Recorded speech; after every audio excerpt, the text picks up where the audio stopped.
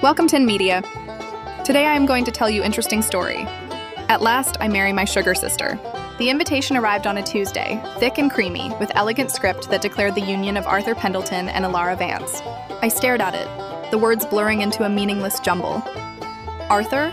My stepbrother? Well, not even that, technically. My sugar brother. The term was ours, a private joke that had curdled into a painful truth over the years. It started when I was 7 and my mother, a vibrant, perpetually hopeful florist named Clara, married his father, Charles Pendleton, a man whose quiet demeanor was backed by old money and a sprawling estate in the Connecticut countryside.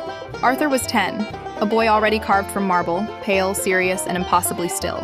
He watched our chaotic, flower-strewn arrival into his ordered world with the disdain of a minor aristocrat observing a peasant revolt. I, a scabby-kneed girl with a mop of unruly curls, was his new and most unwelcome accessory. Our first interaction set the tone. In a misguided attempt at peace, my mother had given me a small, expensive box of violet creams. "Share them with Arthur, darling," she'd whispered. I found him in the library, a room that smelled of dust and leather, reading a book with no pictures. "Want one?" I'd asked, thrusting the box under his nose. He looked from the chocolates to my dirt-smudged face, his nose wrinkling. "I don't eat sugar," he said, his voice cool and precise. "And I certainly don't take sweets from strangers." Tears of hot humiliation pricked my eyes. "I'm not a stranger, I'm your sister now." His gaze was utterly merciless. "You are the daughter of the woman my father married. You are not my sister, you are my sugar sister. A temporary, superfluous addition, like frosting on a cake. Unnecessary and rather sickly." The term stuck, sugar sister. He used it with a mocking lilt, a constant reminder of my place. I was the sweet, sticky, inconvenient substance that had been dropped into his pristine life. I retaliated by being everything he wasn't, loud, messy, emotional. I tracked mud on the Persian rugs, laughed too loudly at dinner, and filled my room with bright, garish posters that were an affront to the tasteful watercolors lining the halls. Our parents' marriage was a brief, bright flame. Charles was kind but distant, my mother too vibrant for the hushed corridors of Pendleton Manor. She died suddenly 5 years later, a swift and brutal cancer that left me orphaned in all but name. Charles, to his credit, did not send me away. He provided for me, clothed me, educated me, with a detached, formal kindness. But the house became a mausoleum, and Arthur, my sugar brother, was its cold young warden.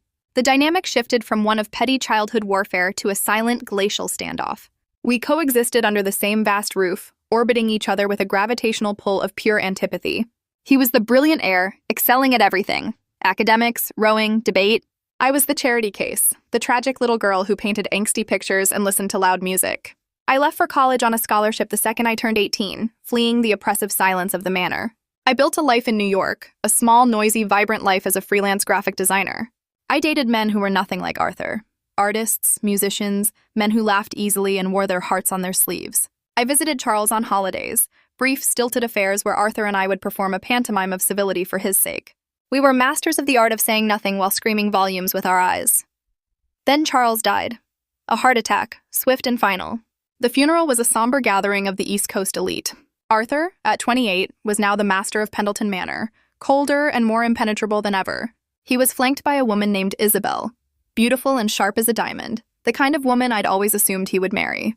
Her hand on his arm was possessive, a perfect match for his icy perfection. After the will was read, leaving me a small but significant trust fund that ensured I'd never have to worry. Another act of kindness from a man who was never truly my father, I prepared to leave for good. I was in the library, taking one last look at the room where our sugar relationship had been born, when Arthur found me. "Leaving so soon?" he asked, his voice echoing in the high-ceilinged room. "There's nothing for me here," I said, turning to face him. The years had been ridiculously kind to him. The sharp angles of his face had softened into a devastating handsomeness, but his eyes were the same, a cool, assessing gray. "There's the matter of the company," he said, getting straight to business, as always. "Father left you a non-voting share, a sentimental gesture. It requires your signature on some documents. Quarterly reports will be sent to you." "Fine, overnight them to me. I'll sign them and send them back." He took a step closer, and I caught the faint, clean scent of his cologne. "It's not that simple. The board is traditional. They want to see a united front, a continued connection to the Pendleton name, however tenuous." I frowned. "What are you talking about, Arthur?" He looked at me, his expression utterly unreadable. "I'm proposing a business arrangement." You're my boss. Just tell me what to sign. Not that kind of arrangement. He took a breath, a rare show of hesitation. Isabel and I have ended our relationship. I blinked, surprised. They had seemed like the perfect power couple. I'm sorry to hear that, I said, though I wasn't. It's for the best. However, it leaves a complication. The board, and more importantly, several of our Asian investors, place a high value on stable, traditional family structures. A bachelor CEO, especially one who has just lost his father, is seen as unmoored. A risk. A cold dread began to trickle down my spine. Get to the point, Arthur. Marry me, he said. The world did not stop. The clocks did not cease their ticking. It was so absurd, so utterly insane that I actually laughed. A short, sharp, hysterical bark of a laugh. You've lost your mind. Grief has finally cracked that marble exterior. I have never been more serious, he said, his voice low and intense. It's a 5-year contract, a marriage in name only. You will be my wife on paper. You will live here at the manor for the duration. You will attend necessary functions with me. You will present the image of a stable, grieving family honoring our father's legacy together. Live here? I choked out. With you? In separate wings, of course. The house is large enough. You can have your own life, see whoever you wish, discreetly. At the end of 5 years, we divorce amicably. You will walk away with a settlement that will make the trust fund look like pocket change. $20 million. The number hung in the air between us, obscene and impossible. $20 million. It was freedom beyond my wildest dreams. A studio in Paris, a lifetime to paint. No more hustling for clients, no more worrying about rent. This is the most grotesque, cynical thing I have ever heard, I whispered, my heart hammering against my ribs. It's business, he said, as if that explained everything. And for Arthur, it probably did. Think about it. The alternative is that I find someone else to play the part, and you lose the one chance you'll ever have to truly be free of us. Of all of this. He gestured around the room at the walls that had contained my deepest loneliness. He was offering me a key to my own prison, and a fortune to turn it. The irony was so thick I could taste it, bitter on my tongue. Why me? I asked. Why not some other socialite who would kill for this? A strange emotion flickered in his gray eyes, gone too fast to identify. Because you already bear the name, however unofficially. It's a logical choice. The story writes itself. Childhood companions thrown together by tragedy, finding solace in one another after the loss of our beloved father. The way he said it, it sounded like a press release, because it was. I didn't say yes that day. I went back to New York to my cramped apartment and my noisy life, and I tried to forget his insane proposal. But the number, $20,000, was a ghost that haunted every waking moment. It was the face of every landlord who'd ever stiffed me, every client who'd tried to underpay me, every memory of feeling like a beggar at the Pendleton feast. A week later, I called him. I'll do it, I said, my voice flat. But I want my own lawyer to draw up the contract. And I want a clause that states 0 physical contact. This is a business deal, nothing more. Of course, he replied, and I could almost hear the cold, satisfied smile in his voice. I'll have the jet ready for you on Friday.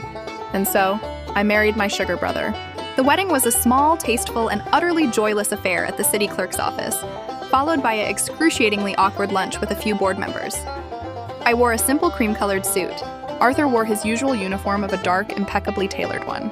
We signed the marriage certificate and the 50-page prenuptial agreement with the same sterile efficiency. We were the picture of a quiet, reserved couple, too grief-stricken for a large celebration. The board members ate it up.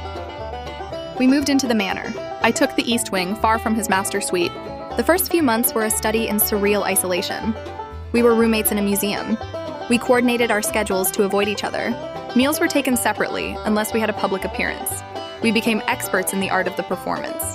At Gallus and Company dinners, Arthur's hand would rest on the small of my back, a gesture that looked possessive and tender, but felt like a brand of ownership.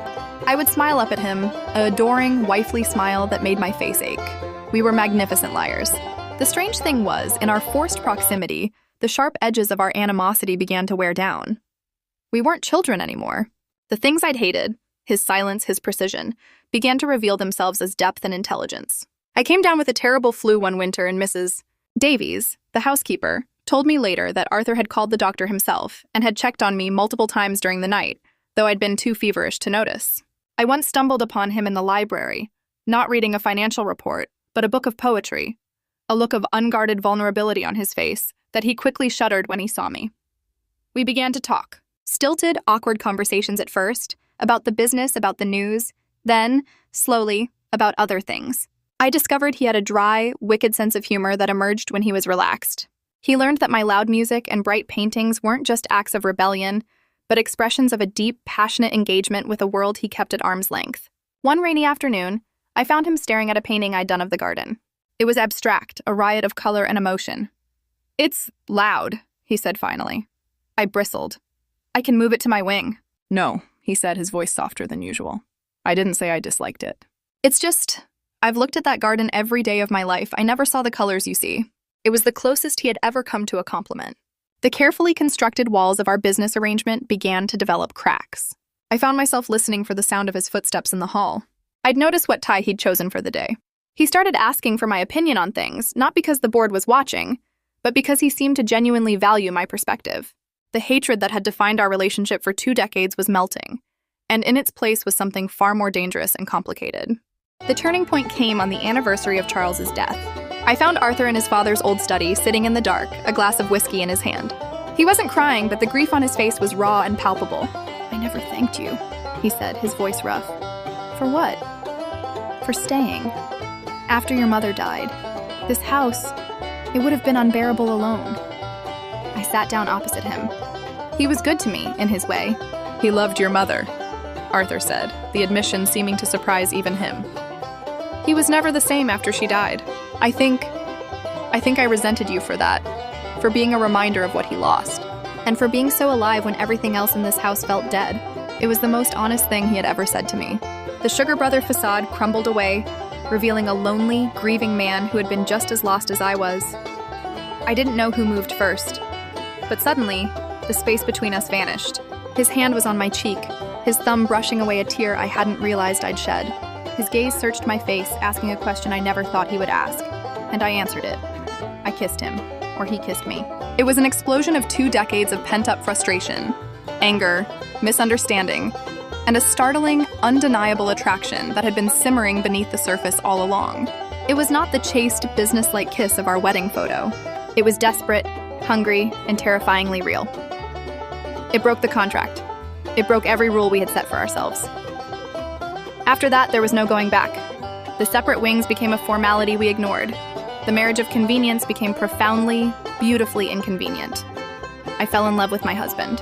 I discovered the man beneath the marble, fiercely intelligent, dryly funny, surprisingly tender, and burdened by a lifetime of expectations he never chose. He fell in love with me too. He told me so one night, his lips against my hair in the dark of my bedroom, our bedroom. He loved my chaos, my passion, the way I forced color into his monochrome world. He apologized over and over for the lonely, scabby-kneed girl he'd called his sugar sister. The 5-year mark approached. The deadline that had once been my beacon of freedom now loomed like a death sentence. We didn't talk about it. We lived in a beautiful, fragile bubble, pretending the outside world and its contracts didn't exist. One evening, he found me in the garden, staring at the roses he'd had planted for me. A chaotic, beautiful mix of colors that would have horrified his father. "The lawyers called," he said, his voice neutral. "The 5 years are up next month. They've begun drafting the dissolution papers." My heart shattered into 1,000 pieces. I simply nodded, unable to speak. He came to stand behind me, wrapping his arms around my waist, resting his chin on my head. "They need to know what reason to list. Irreconcilable differences is standard, or we can say we grew apart." I closed my eyes, memorizing the feel of his arms around me. This was it, the end of the business deal. I had my freedom, my $20 million. I had won. So why did it feel like such a devastating loss? "I suppose the business arrangement concluded successfully isn't an option on the form," I said, my voice thick with tears I refused to shed. He turned me around to face him. His gray eyes, usually so cool, were stormy with emotion. "Elara," he said, and my name on his lips was a prayer. "The contract is void. It was void the moment I fell in love with you. I don't want a dissolution. I don't want your signature on a divorce paper." He dropped to one knee in the grass, right there among the riotous, sugary sweet roses. He took my hand, and in his was not a new contract, but my mother's wedding ring, which he'd secretly had retrieved from my safety deposit box. "I married my sugar sister out of convenience," he said, his voice unwavering. "But I am in love with you, Elara Vance. The messy, beautiful, passionate woman who taught a marble man how to feel. Marry me. Again, for real. For keeps, no contracts, no clauses, just you and me, forever. The tears came then, free-flowing and happy. I looked down at this man, my childhood nemesis, my reluctant roommate, the love of my life, my sugar brother. "Yes," I whispered, pulling him to his feet. "Yes, I'll marry you." He kissed me, and it tasted not of business or sugar, but of a future we had built for ourselves, right in the ruins of our past. The story that had begun as a cynical arrangement had, against all odds, written itself a very real happy ever after.